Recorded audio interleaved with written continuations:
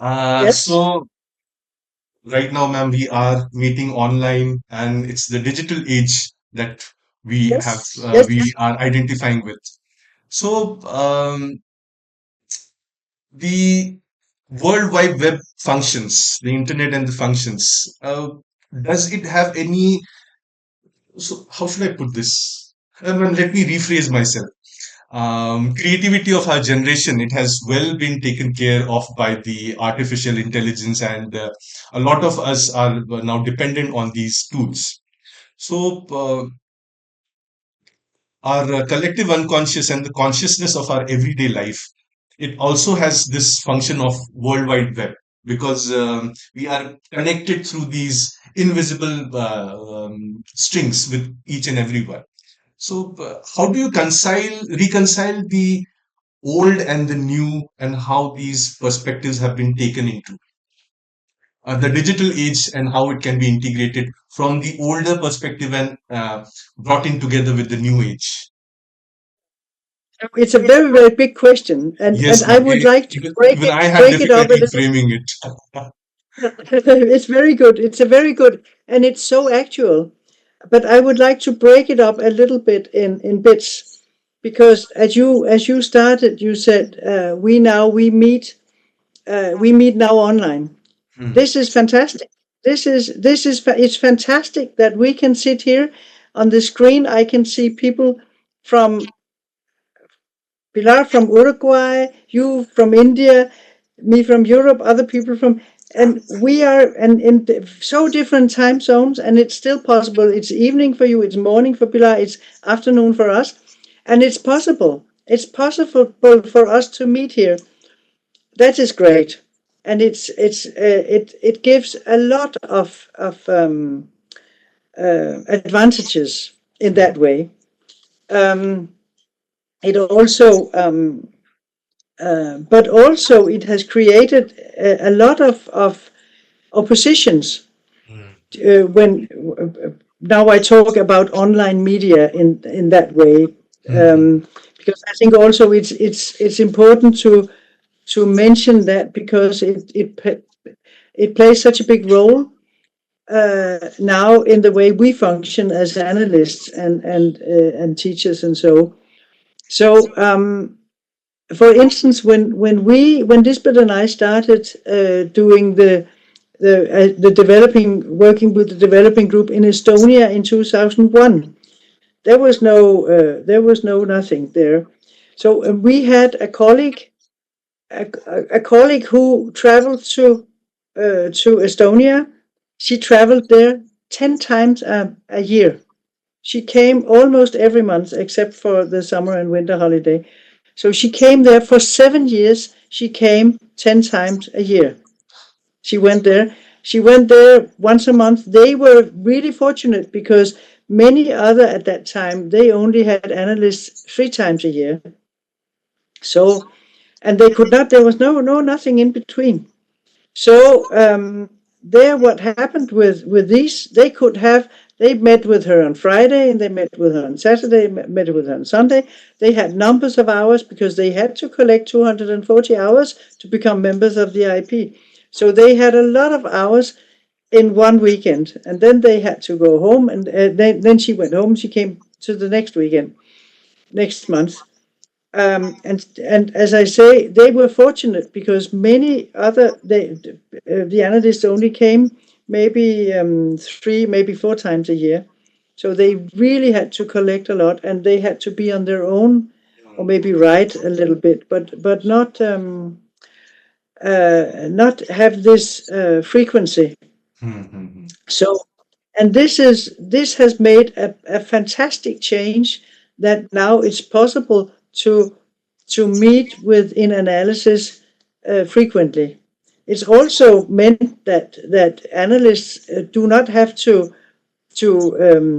analysts can be in another country for most of the analysis. We want analysts to meet with also with at some point, uh, but sometimes it's very difficult. At the moment, also, it's very difficult. Traveling is more difficult, and it's quite difficult. So There has been a lot of opposition against this, also because people said it's not real analysis. And at the beginning of the education, at the beginning of the router training, it had to be so that you have to have. In the first 6 years, this group was led by a colleague from Australia called John Merchant.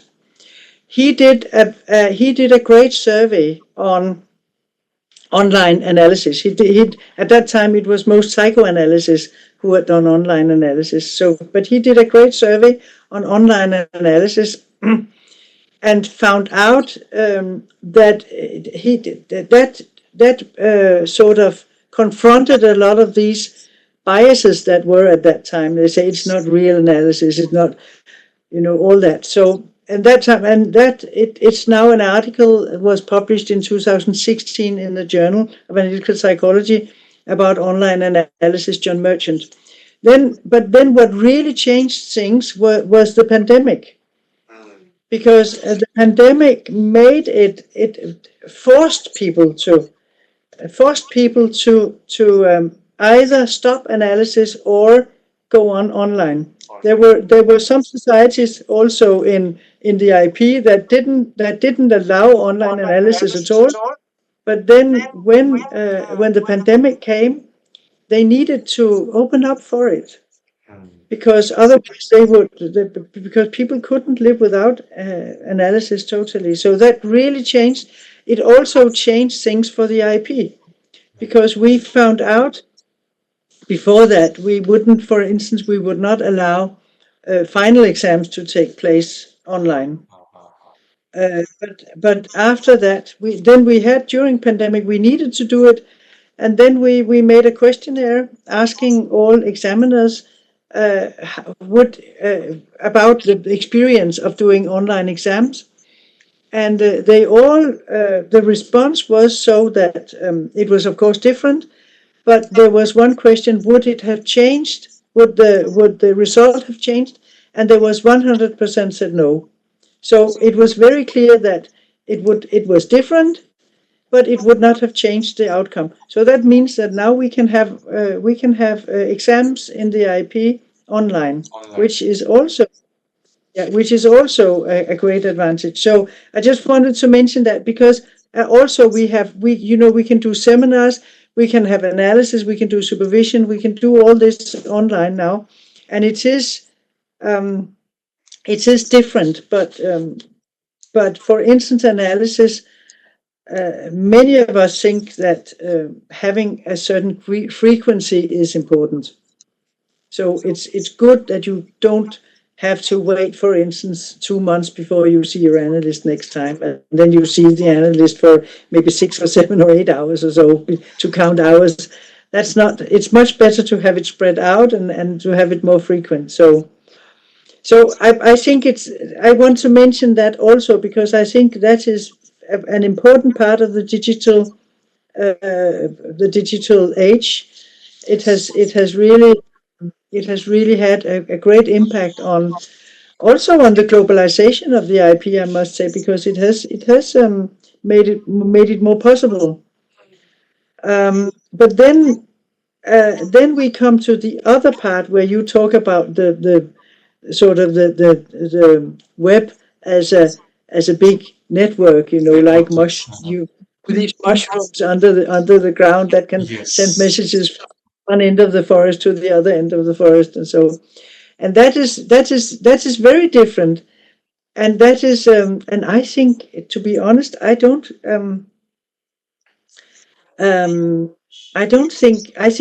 think we've only seen a little bit of that, or we've only seen the beginning of what that means.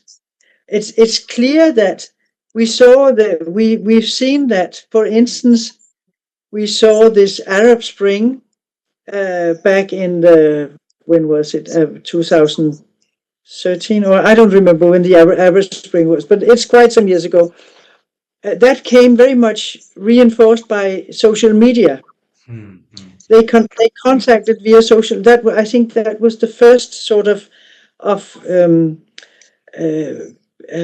what can you call it, big movement Now it didn't go so well with that after all, but it was at that time we felt, oh, social media is great because we can connect there and we can mobilize our strengths there. Uh, so we were quite optimistic at that time, I think, but now, of course, it didn't go so well. So I think now, I think there um, it's really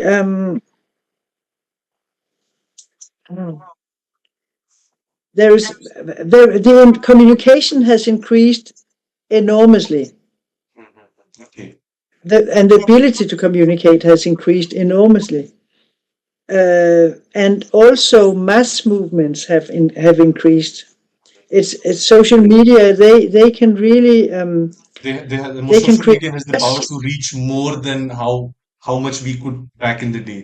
So that Yes, has yes, increased the frequency of the movement at a mass level. It has made this possible. yes, Yeah, yes. And that has both benefits, but it also has a lot of dangers. true. And also because there is a lot of fake news, and they're Mhm. also spread the Yes, fake news. yes. And also the algorithms that are Yeah. connected with the social media, they also reinforce the negative or the conflictuous A specific price. type of information is reinforced again and again because of the Yes, algorithm. Yes, yes, and the polarization is so also, increases. but also it's so I think we've only seen a little bit of it now. I don't know how it's going to go in the True, end. ma'am. I think it's Yes. I Digital think age it's has it's been really both a benefit, a bane, and a boon for every one of us. Yes, it has made yes. connection with far off people possible, but at the same time, it has been, if misused, if wrongly used, it can harm at a large scale. Yeah. Can harm a lot. And also, AI, artificial intelligence, is Yes. fantastic, and it's also crazy. It's fantastic, in the medical world. What you can send a photo of a little mole on your arm, and then artificial intelligence can tell you much sometimes better than a doctor can tell you if it's That is dangerous or true. not. And also they can read X-rays quicker than doctors and so, Yes, and they it can has been. compare things. You're quite right there. So I have come across, I think it was an article that I read where the radiologists, human radiologists, when their skill was being compared to AI in reading some X-rays, the AI was way more accurate than the human radiologists. Yes. yes, yes. So that's fantastic. Mm. But then also we have all this that you don't know now. You don't know if a photo is correct or not. Now Mm. I think they can still see a little bit, but I think they say that maybe in half a year or 1 year you will not be able to distinguish Distinguish it. Mm.